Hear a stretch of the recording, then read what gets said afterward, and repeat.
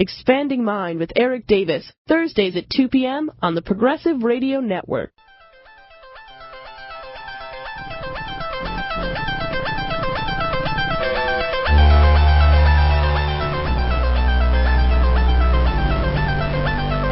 Welcome to another edition of Expanding Mind. I'm your host, Erik Davis, and we will continue our exploration into the culture or the cultures of consciousness. A couple of years ago, I was giving a talk at Burning Man, which I have been doing the last few times I've been to that wild, wacky event, and this very smart and friendly Italian fellow came up afterwards, and his name was Ferdinando Buscema, and it turned out that he was a magician as well as being a fan of my writing, and we got to be friends, and I've got to know him much better, and it's been a very fascinating trip for me because I think, like a lot of people, I've seen, stage illusionist shows, and I've seen a couple mentalism acts, and, it's all fine and well, kind of strange, kind of intriguing, but, generally, not the most highest or revolutionary art form or performances that I'm familiar with. But Ferdinando, both in his own work and his knowledge of the upper echelons of the magic world, introduced me to a whole new way, not only of that people are doing or have been doing magic for quite some time, but really more of a different way of thinking about it, and thinking about it in a way that's brings it much closer to a lot of the philosophical and issues and even spiritual issues that we've talked about on the show. I think to boil down one of the ideas that really blew my mind, Ferdinando, we were having a conversation. He was talking about how generally with sort of, typical mediocre magicians, it's all about the trick. So, you go and you look at the magician and he does a trick, and it's usually a he, and you can't figure it out, and he's sort of enjoying the fact that he knows something you don't, and you're trying to figure out in this sort of skeptical way, like, well, what is the trick? How could this possibly be done? And that's kind of the game. And Ferdinando said, yeah, but there's a whole other way you can be looking at it. You can look at a great magic act is a ritual, and the goal of the ritual is to create the sense of astonishment. And that really blew my mind because it was very beautiful, it was very artistic, but it was also philosophically interesting. It took us beyond the game of skepticism and belief into some other zone where the kinds of effects the magicians produce can be a gateway into some of the deeper conundrums and wonderments of the human experience. And one of the magicians that Ferdinando turned me on to, who is a great name within the field and for many people who are fans of the art outside of it as well, is Max Maven. And I'm very happy to say that we have Max Maven on the show today. I got to see him perform a couple months ago when Ferdinando was performing at the Magic Castle, the wondrous, bizarre temple to magic in Los Angeles, and so I'm really looking forward to speaking with him. But before we talk to Max, I want to introduce our co-host Maja. Maja was there that evening and saw Max perform, and I know you're also a big fan of magic, aren't you? Oh man, I am a huge fan of magic and have been for quite a while. And it was funny, because I was doing a lecture series on magic and what it was and its connection to shamanism and the occult and hermeticism. And it was right at that time when I started doing the lecture series that I met the Larson family, Erica and Liberty, and started going to see things at the Magic Castle. And the caliber of the performers just blew my mind. And it's like how you were saying that Ferdinando expressed it, that the trick has this quality to engender wonder in the minds of people. And for me, one of my favorite things about magic is that the purpose of a trick can alter your consciousness by perceiving something that you think is impossible. And so these master magicians, like Max Maven, they can literally alter people's consciousness, through the tricks that they're doing with their mind. So it's very profound to me, and it carries a very powerful effect. And most people, I think, don't realize that when they're just thinking of like a magician pulling a rabbit out of their hat or something. But it does have this total profundity. Right. Well, let's bring Max on. Max, thanks so much for joining us here on Expanding Mind. Well, it's my pleasure. Great. And are you in L.A.? I am. Wonderful, wonderful. Well, usually when I get people on the show, I like to find out a little bit about how they first started doing the thing that brought them here. And I know that it's common for serious magicians to begin their practices when they're relatively young, 7, 8, 9 years old, or something like that. Was this the case with you? It is. I started somewhere around the age of 7, leading into 8. The reasons that most magicians begin in magic is not that positive a reason. Positive in the sense of good. They usually sort of backdoor into magic with a less than ideal motivation. The situation is you have a kid, and in Western countries it's almost always a male, who is somewhere around the age of 7 or 8 or 9, who's having a difficult time coping with the world around him, because essentially he's powerless. And he's surrounded by his elders, his teachers, his friends, his family members, and he's not functioning as well as he would like. And he discovers magic because it is a form of coping. It is a mechanism by which he can cope with some form of psychological and or sociological maladjustment. In other words, if I can make the quarter disappear and Mom doesn't know where it went, I have some leverage. Now, that is not a ethically or morally wrong situation, but I think we could agree that it isn't the ideal use of an art form, be it magic or anything else. It's interesting. I'm sorry. It's just like that's kind of what David Gordon White was talking about with the sinister yogi thing, right? That a lot of the underlying reason to get into things is always what? Power, money, and chicks. And unfortunately, magicians, it can be similar, the reason, because it's kind of like sometimes dorks, and then they see that they can hold attention and hold influence and hold sway. Yeah, and I wouldn't say sometimes. I would say almost all the time. There are some exceptions, but they are few and far between. And what normally happens, I mean, it is a very good coping mechanism. And so it works. And then for the majority of kids who have dabbled in magic in this way, by the time they hit around puberty, their worldview has changed. They devote their attention to other things. And then there are those who simply stay with magic. And of the ones who stay with magic, many of them, I don't want to say most, although it might be, stay with magic for the same reason as they started in the first place.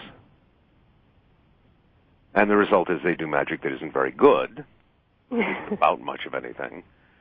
And it is in large measure because of that I think that magic gets a bad rap from people who have only been exposed to a small amount of magic, and what they've been exposed to has been of that type. I think you're right. The question I would have for you is as someone who has gone much deeper into the art,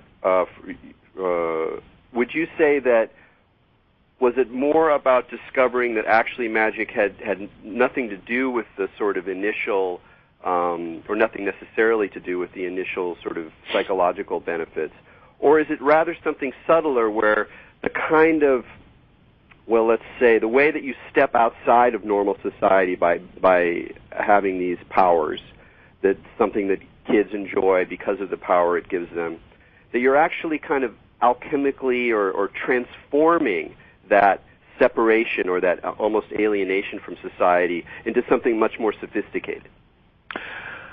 Boy, that's an interesting framing, and I'm not sure I can address it very well, because we're talking about so many different people with so many different relationships to this art form. But let me try and answer you sort of coming in sideways. I feel that magic, if you strip out that sociological starting point that most magicians have, ultimately magic is an art form that is no different than any other art form in the larger sense. It answers to the same rules, the same limitations, the same social positioning. And the biggest difference to me between magic and other art forms is the priority placed on mystery. In other words, a painter can have a list of technical points, not all of which need be used, but obviously color is almost certainly going to be toward the very top of the list for just about every painter. I can name exceptions, but by and large, the range of colors is a primary tool within the list of tools for painting. And you would also get things like texture and space and size and stroke and, arguably dozens more. And somewhere on that list, and it would vary for each given painter, but somewhere on that list, mystery would be an element. That doesn't mean it's a mandatory element, because I've certainly seen wonderful paintings that have no particular use of mystery, and yet I've also seen some great paintings where mystery is a very key element. But it isn't the number one element. And if you look at the work of a mystery performer, a magician, call it what you will, all of those tools I just described, all of those elements I just described, would fit on that person's list. The precise order, again, would be different depending on the individual, but the one thing we could say for sure is that if a magician is practicing his art or her art, the mystery is going to be up there at the top of that list. And that's the primary difference. It's not a very big difference, but it's the primary difference between the art of magic and other art forms. Well, here's another question about that art. Obviously, there's strong links.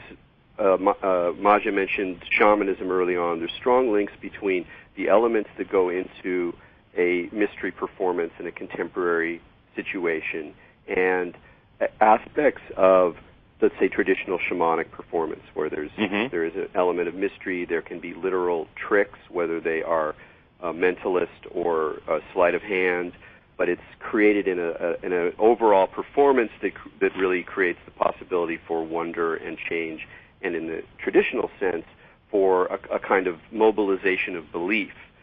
I'm curious because to kind of hone in on the way that the mystery performer shifts those rules. The contemporary mystery performer changes those rules in terms of the religious dynamic of belief, and shifting into something in some ways very subtle, very difficult to describe exactly. So do you see the mystery arts that you perform as being evolved out of that tradition, or in some ways doing something fundamentally different? No, I think they're the same. I think my personal analysis of all of this type of thing is that there is a point in the evolution of civilization And when I say evolution, I don't necessarily mean evolving into something better, just evolving into something different. But there's an early point that shows up in virtually every human group where there is this thing called shamanism, which is remarkably similar from one group to the next, and which, at its outset, is actually a mixture of things that we now look at as three separate things. And those are science and technology, spirituality and religion, and art and aesthetics. And I think that these three kind of areas they start merged together to the extent that I think for those going through that phase, it's very hard to separate anything out of this mix. And the shaman functions in all these three areas and all of the linking areas in between. And then what happens over time is that the three areas drift apart. And today, we tend to think of science and technology as being a very explicitly defined area that is far removed from the artistic corner of things, in turn far removed from the spiritual corner of things. But that, I think, is a human-made distinction. Well, it's interesting, too, because technology, right, the tech part actually etymologically meant art. I mean, the whole phrase of even the word technology was about an art form in and of itself, and I think people forget that. Well, I mean, the interaction between these three areas,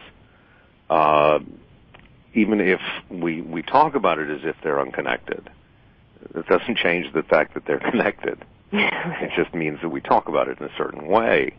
Now, the particular way in which they're connected, the emphasis that may be placed on one thing by one person as opposed to another, that becomes very individual and very idiosyncratic, and there's no reason why it needs to be other than that. Well, I always picture this as a triangular map. Mm. Picture a big triangle, and in one corner we've got science and technology, in one corner we've got art and aesthetics, and in one corner we've got spirituality. Metaphysics, call it what you will. And these are all forms of exploration. And any human endeavor, if we remove the parts of human endeavor that we do simply because we have to, like eating food to sustain ourselves, every form of human endeavor, everything that can be put under the header of things we want to do as opposed to the things we need to do, can be placed somewhere on that triangular chart. But it may be a very different placement for two people even in the same profession. So how would you say that your art relates to the world of spirituality? This is a really interesting dynamic, both in your just particular the mentalism work that you do, because it seems like you're reading minds. It seems like you're able to foretell the future.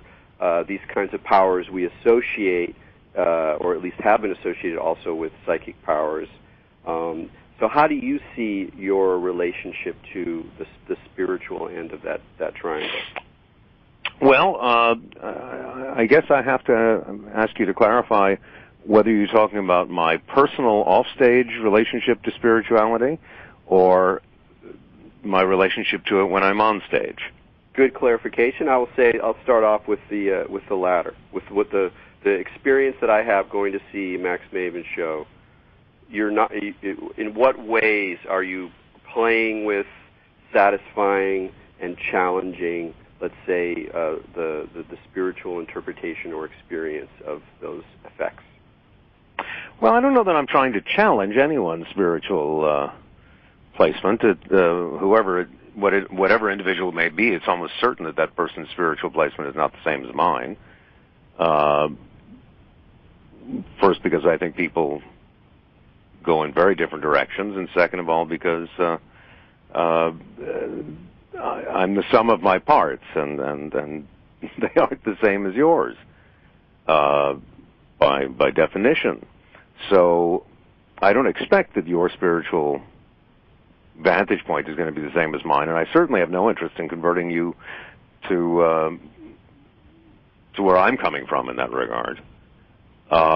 Because what works for you may work far better for you than anything I could suggest. What I'm interested in doing is obviously creating an unusual experience for you. And I'm hoping that when you leave my show, you will be looking at the world just a little bit differently than when you entered. Well, I have a question for you in terms of that. I'm just curious if you yourself, over the course of your performance, have had a numinous, mysterious experience that altered your consciousness, because you usually lead the tricks, right? So I was kind of curious if through performing a trick, if you have ever had an experience of the numinous while your performance was happening. Yes. I dare say that there probably is not a mentalist who hasn't had that happen to him. Mm. We can use the word mentalist now. We didn't used to be able to because nobody knew what it meant. People thought it was an escapee from an institution. But now with the success of the television series, people at least have a clue as to what the word means. It's a very a general word and has lots of very idiosyncratic variations. But at any rate, there is not, I think it's fair to say that there's no performer who has delved seriously into the performance of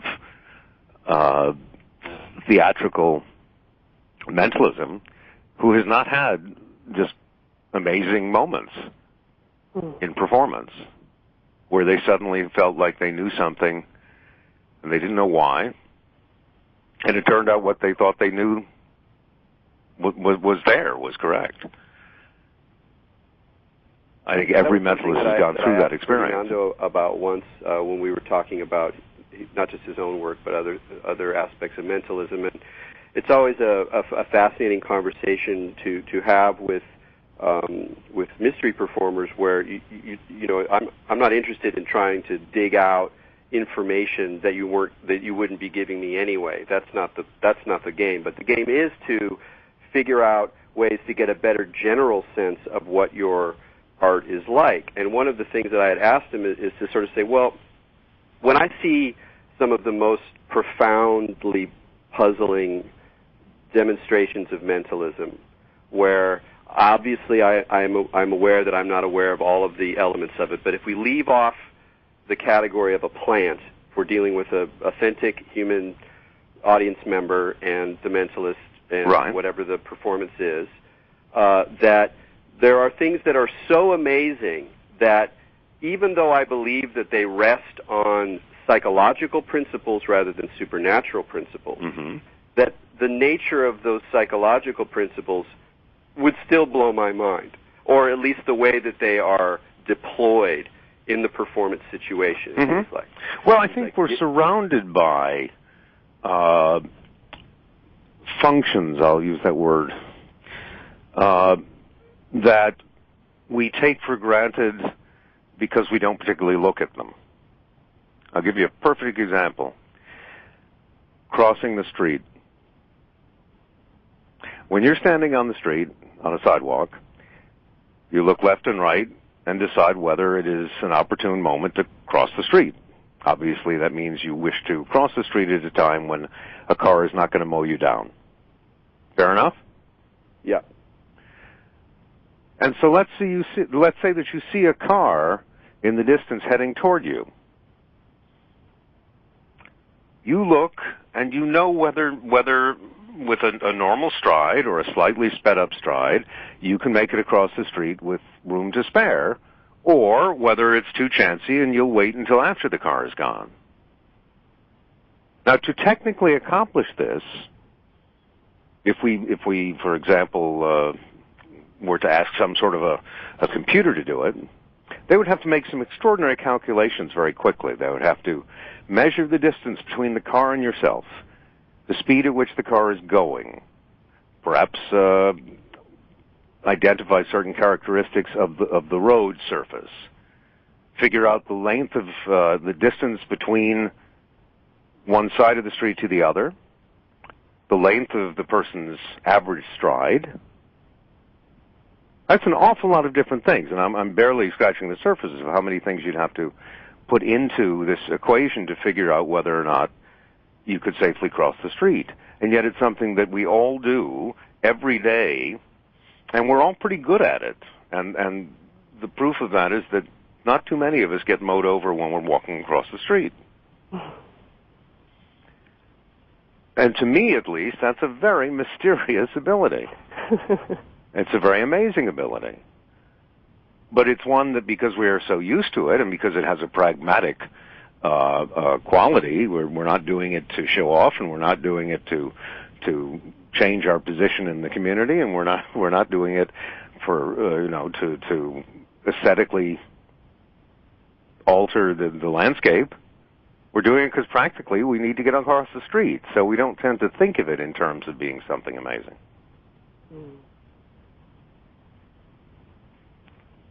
So there are other principles like that, other aspects of our knowingness that we're just not even aware of as being functions.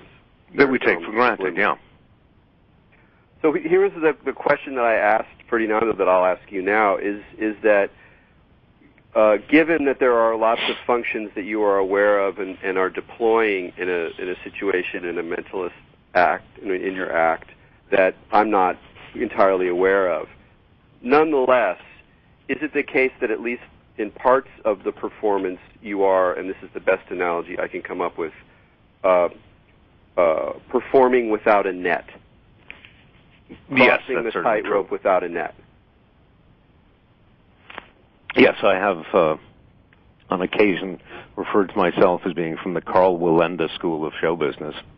And who is Carl Wallenda?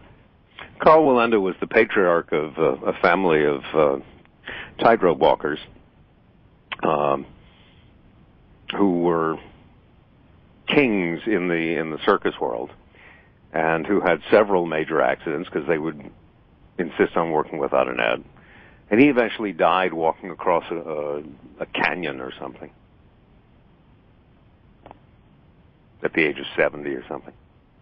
70 years old walking across a canyon. Well, we hope that fate does not lie ahead for you. Well, no, when I refer to myself as being a member of the Carl Wallenda School, the advantage I have is that if I misstep, the worst I get is a bruised ego.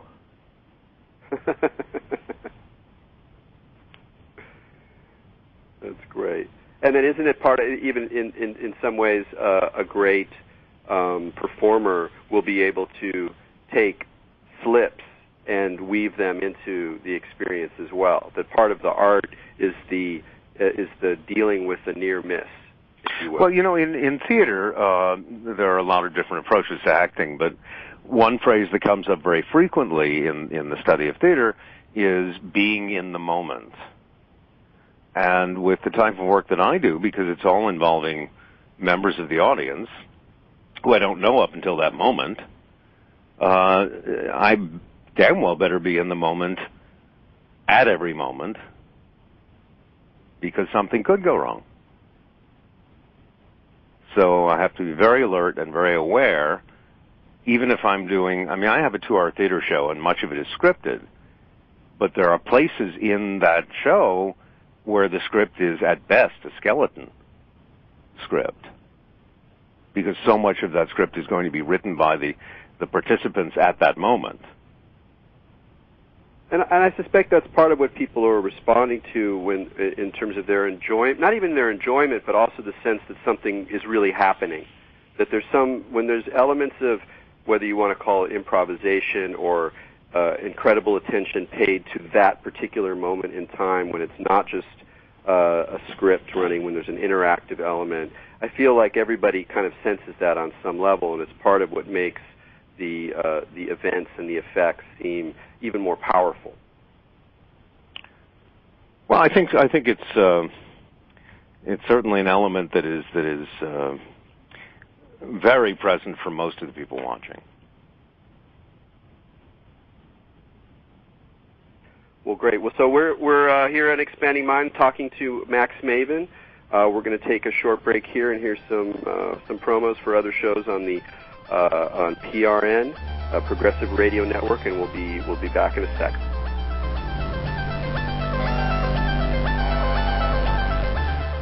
This is PRN, Progressive Radio Network.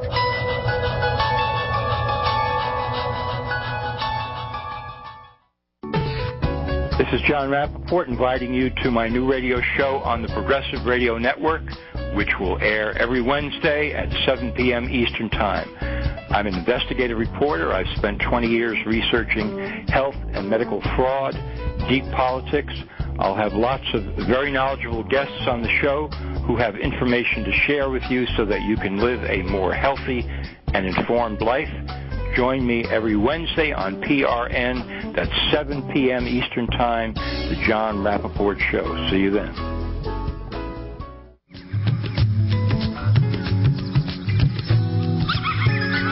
Greetings. This is Ellen Kamai, co-host of The Natural Nurse and Dr. Z. Dr. Eugene Zamperone and I have been deeply involved with indigenous cultures and combined traditional knowledge with the latest research in natural health care. Join us each week on PRN from 1 to 2 p.m. every Monday. We'll bring you authors, professors, researchers, and activists who are committed to bringing you the latest information which you can use to ensure maximum wellness for yourself, your cells, and your family. Tune in to Progressive Radio Network every Monday from 1 to 2 p.m. Eastern Standard Time or anytime by visiting the archives. This is Ellen Kamai, the Natural Nurse, hoping that you stay healthy. Do you have a medical question or concern and would like to get a second opinion? If so, make sure you tune in to Second Opinion with Dr. Ronald Klatz. Dr. Klatz is president and founder of the AFREM, American Academy of Anti-Aging Medicine, the largest physician-based anti-aging organization in the world. Each week, Dr. Klatz will talk with expert guests from the field of anti-aging, functional, and regenerative medicine. So if you want to live a longer, healthier life, tune in to Second Opinion with Dr. Klatz, Sunday nights at 10 p.m. Eastern, here on PRN. You are listening to PRN, Progressive Radio Network.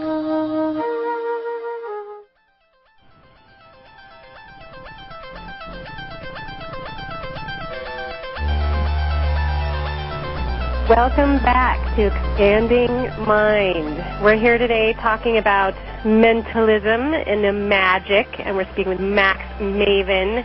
It's a very me show today. Max, I'm pretty good at asking stinker questions, so I have a little bit of a stinker question for you. All right. I know you said that there's not much danger if you misstep except for an ego blow, but I'm very fascinated with the history of mentalism because it's tied up with mesmerism, and a lot of the stage performances did in fact involve danger. In fact, people were killed on stage, namely young women, by some of the hypnotists, and of course that's where we get the whole Svengali and Trilby thing. And it's fascinating to me that it kind of went in two directions, where people would take it in a manipulative place, and the other place it went was the mesmerism route, where it was used to heal people and heal diseases. And I'm just curious if, like you, who becomes this kind of, you are a master mentalist, really, so you have this ability to hold influence over people. And I personally believe influence happens through sympathy. But I was curious if in all of your years doing performances, if you have noticed that anything has had an either ill effect on someone or a curative effect through your performance, if you've ever seen that. I would say the answer is yes, but on very, very small levels. people are certainly sometimes shaken up by my shows, and sometimes that means shaken up in a good way, and sometimes it means disturbed. But having said that, I certainly nothing in my work is even mildly associated with healing in the sense that you're describing mesmerists. I would also disagree strongly with your characterization that was a common aspect of mesmerism. I think, in fact, it was not a very common aspect, and certainly not in the theatrical context. The healing part, you mean? Yeah. Mm-hmm. I mean, there's a big difference between going to someone's home or going to someone's office who claims that he or she can heal you with, magnetic forces or whatever it may be, and going to a theater and having someone claim to do that same thing but on a stage in front of an audience. And I really don't think that there were almost any theatrical hypnotists who did that. Quite the opposite. Part of the issue is that Maj is talking about the origins of the effect, and I think. Okay, I'm getting static on my end. I can't hear what you're saying. Oh, excuse me? He said there was a little static. Can you hear okay now? Yeah, that's better. I wasn't ducking your question. I just couldn't hear it. Oh, I'm sorry. Can you hear me now? Yes. Okay. Just sort of saying about the origins of mesmerism do take place in a healing context, and it's kind of the way that the same sorts of performances can mobilize very different effects in different situations, so that you can have very similar types of performance, but in a more shamanic or healing setting, the goal is to elicit some kind of perhaps placebo effect-driven catharsis or experience of healing. There's no question. That I'm not disagreeing with. I'm disagreeing with the characterization of theatrical hypnotists, mesmerists, using their theatrical performances as a venue for healing. I think that is a rarity.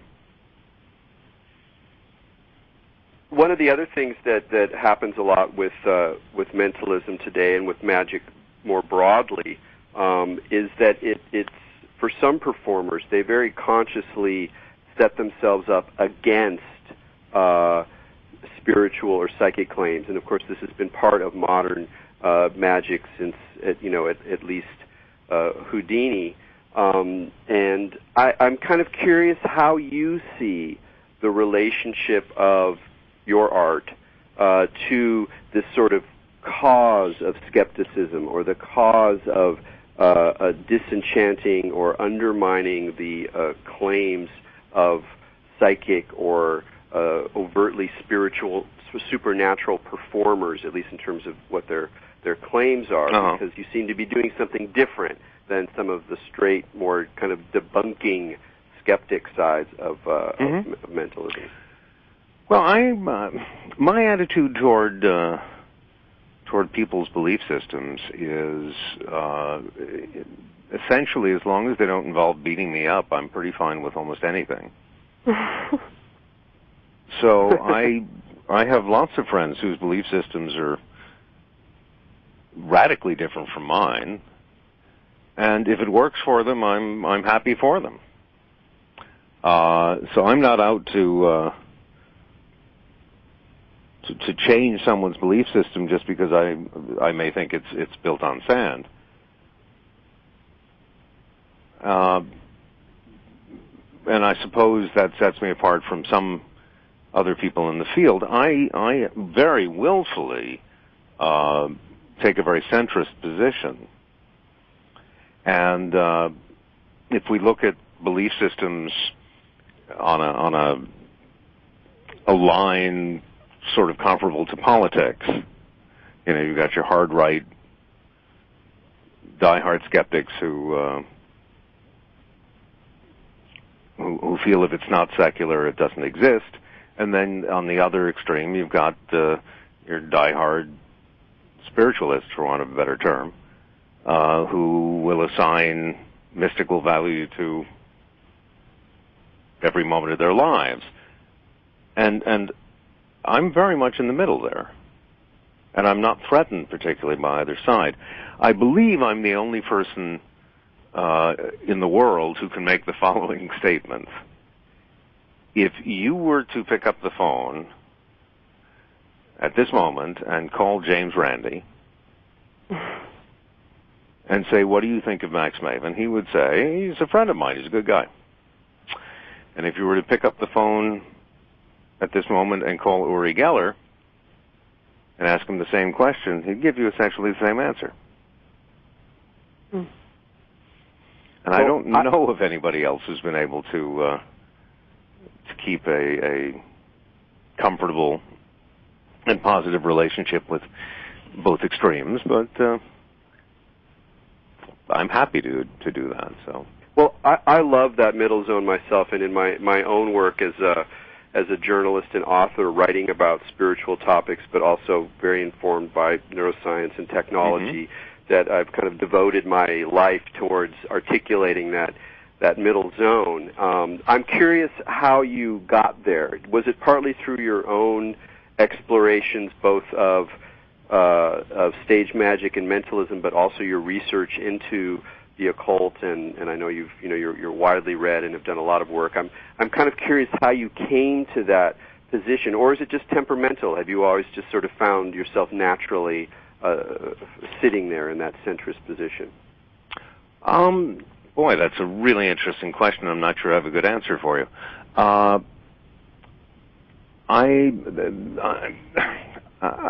guess you can sum up my personal philosophy by saying you should be skeptical of everything but accept the possibility of anything.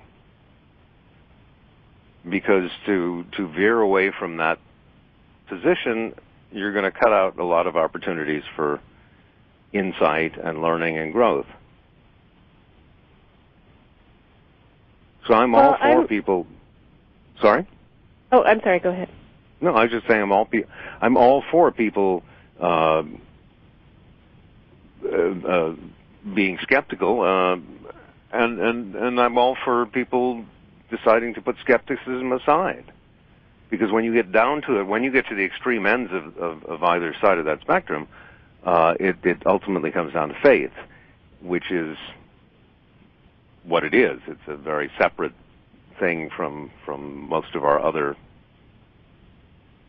interactions with the world around us. Well, I'm curious if you have personally, through dialogue, because the world of magicians, I mean, this is a total generalist statement, but there's like the ones that are kind of very skeptical. It's like you said, like the Uri Geller, James Randi split, and then there's kind of people that go either way, and then some that are in the middle, and then people who just kind of explore. But I'm curious if in many of your conversations with people on both sides, if you have had any of the skeptics, like, have you had moments where they had an experience of the numinous with you? Like, have you been involved in anything where you have, like, had something unexplainable and mysterious happen as you were having any of the discussions with the skeptics, or does that not necessarily happen at all? Nothing specific is coming to mind, but I will bring up that a lot of that has to do with the mindset of an individual as to what they perceive. Right. Richard Wiseman, who is a friend who works, he's a professor at the University of Hertfordshire, and he wrote a book a few years ago called The Luck Factor. And his premise was that there are people who are lucky and people who aren't. But he wasn't basing this on some sort of cosmic dice game or something, but rather with the mental attitude of people. That people who considered themselves lucky had better luck than people who considered themselves not lucky. And one of the tests, I mean, it's not an easy thing to quantify or test, but he actually did put together a test that I think has really interesting implications. They had interviewed people and about whether they thought they were lucky or not. And then afterwards, the people were asked to walk from wherever the interview took place to another building for the next round. And on the sidewalk that these people were walking along, they dropped a piece of paper money. It was British currency, but let's assume it was like a $5 bill or something. And it was just sitting on the sidewalk. And the people who considered themselves lucky noticed the bill and picked it up substantially more often than the people who consider themselves to be unlucky.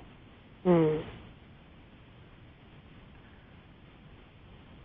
So it's as if our perception of possibility gives room for those possibilities to actually manifest in our experience. I think so. I mean, I think in a general sense, that's what we can glean from this experiment. And so if people are looking for examples in their lives of synchronicity or some sense of precognitive awareness that shouldn't theoretically work, they're more likely to spot it. Now, I think that also means they're more likely to spot things that aren't that at all, but that are close enough that they embrace it, if that makes any sense. Mm-hmm. Well, it's interesting to me because that experiment reminds me of one that I had read about in some of the early mesmerism and animal magnetism research. And It was in this book by Baron Dupotet. I don't know if you've heard of him, but he was studying animal magnetism, and he did this one experiment where he had people wait in a room, and then he went into a different room and he drew an invisible line with his finger, which went in a specific path across the floor. And then he would invite people in one by one and he would just tell them to walk across the room. Mm-hmm.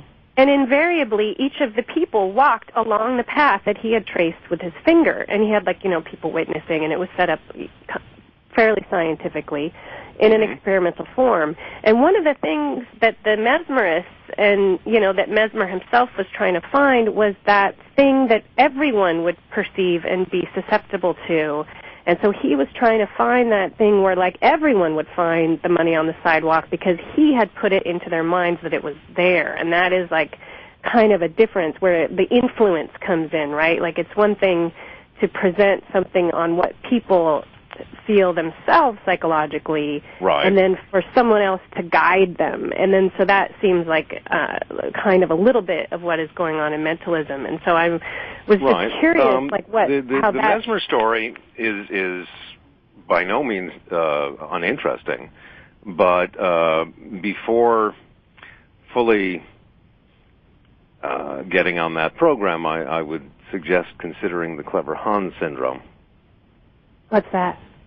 Clever Hans was a horse back in the, I think, 1600s. One of a number of learned animals, but Clever Hans was probably the most famous. These were animals which could apparently understand spoken English, or in the case of Clever Hans, I suppose it was spoken German. But in other words, someone would be asked to call out a simple math problem. What is 2 plus 3? And Hans would take one of his forepaws and bang out 5 on the ground. And in similar fashion, he could answer yes or no questions, and so forth. And for a long time, because this became very popular, and for a long time, the presumption of those who observed this, whether scientists or not, was that this horse somehow just was much smarter than the average horse, and and was able to process spoken language. And eventually, some people tried to test the situation, and they discovered that, in fact, people were unconsciously cueing the horse. Mm. They weren't doing huge gestures. They weren't saying anything or touching the horse. But the horse figured out that if he stamped his foot on the ground, at a certain point, his trainer or someone else would do a slight stiffening of their body, a slight change of their facial expression, and that was his cue to stop. Mm. Now, that's a pretty remarkable thing in and of itself, that a horse figures out how to do that and then does it so successfully, and does it in a context where the people who are cueing the horse don't have any idea that they're cueing the horse. Wow. It's just a different, it's remarkable, but it's a different remarkable thing than what the people watching thought. I'm not saying that that's how Mesmer accomplished his demonstration of having people follow an invisible line that he had previously drawn. But if Mesmer, particularly if it was not just Mesmer alone, but Mesmer with witnesses, as you described, and if all the witnesses, however many people are in that room, if everyone knows where the person is meant to go, are they meant to veer left or right? I wouldn't be at all surprised if they kind of steered the person. Huh. Very interesting. Fascinating stuff. And I'm not, look, I wasn't there. I'm not saying this is definitely what happened. Nor should I say it was definitely what happened. I'm simply saying that it's worth bearing in mind that there is a very well-established historical precedent for something similar. Mm-hmm. What I love about this discussion right here is one, your care in making the distinction between saying, look, there is a well-established historical explanation, though that doesn't mean we know that it applies to the incident with Mesmer, which is always an important distinction that many hardcore skeptics leave aside. But even more than that, it's just that there's a wonderment even in the skeptical explanation, that there's an extraordinary capacity that we have that potentially have to do this consciously or in many ways unconsciously, to read and understand, so that intuition is a vast and complex and multi-layered One of the things I find unfortunate, I have a lot of friends who are diehard skeptics, and there's among them are some really terrific and really smart people. But some of them I feel veer into, I used the word before, but they veer into faith. And I'm not sure that faith is very useful in the context of trying to address objectively an outside thing. I think faith is an important thing, and I think a lot of people, their lives work better because they have faith. But I'm not sure I see any difference between someone who has faith in a given religious narrative as opposed to someone who has faith in a given scientific narrative. Mm-hmm.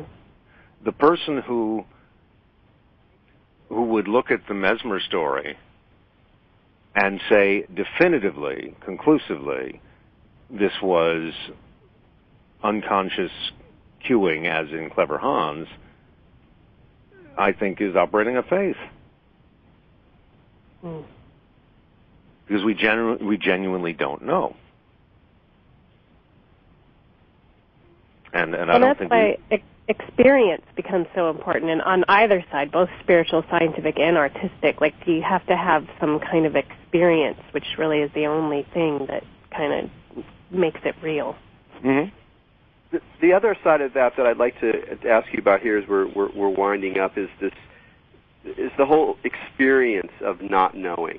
It seems to me that one of the things that you are offering in your show, and I know that's been explicitly addressed in some of your performances, is an opportunity to experience and reframe not knowing.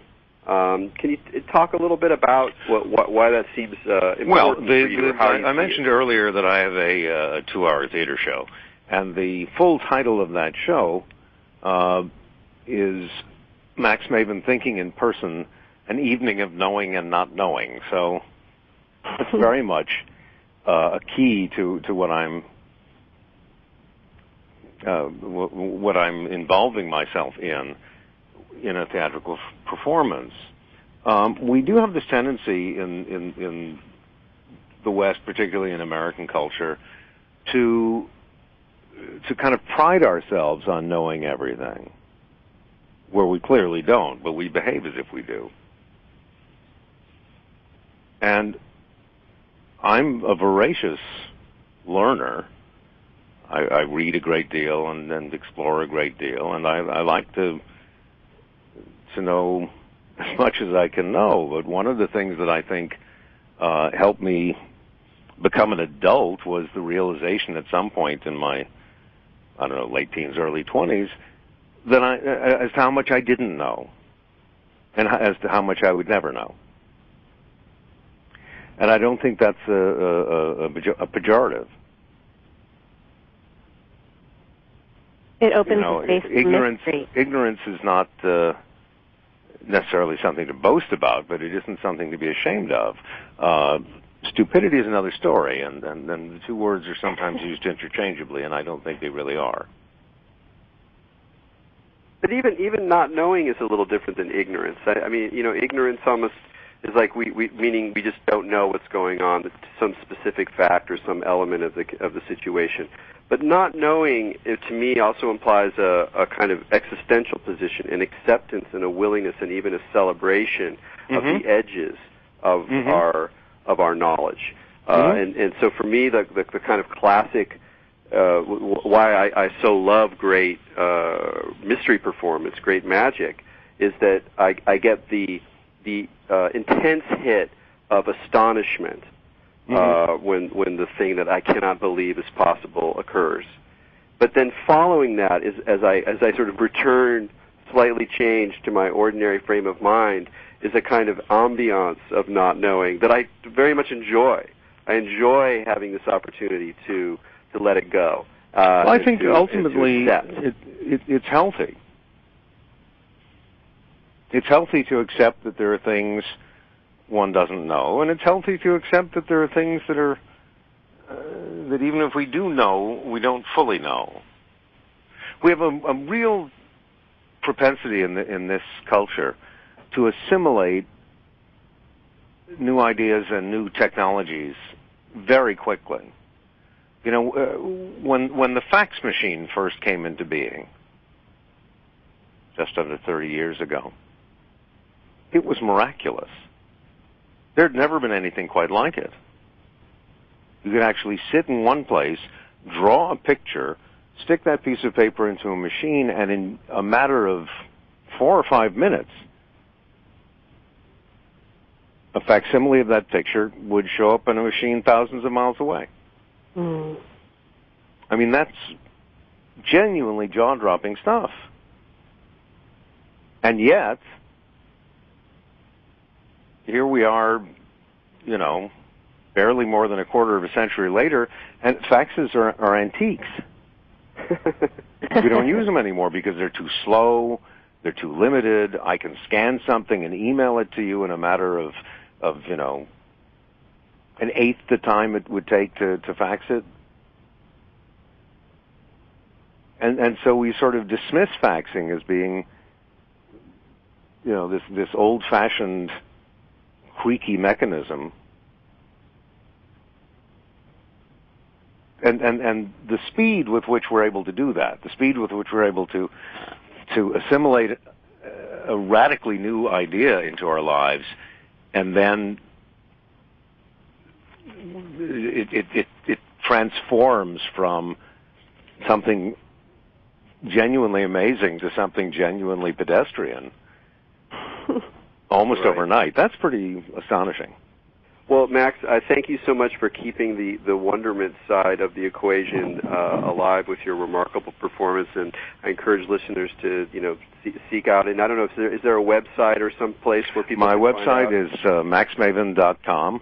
And well, thanks so much for joining us here on Expanding Mind, Max. It was a real treat. It was fun. Thank you so much. Sure thing.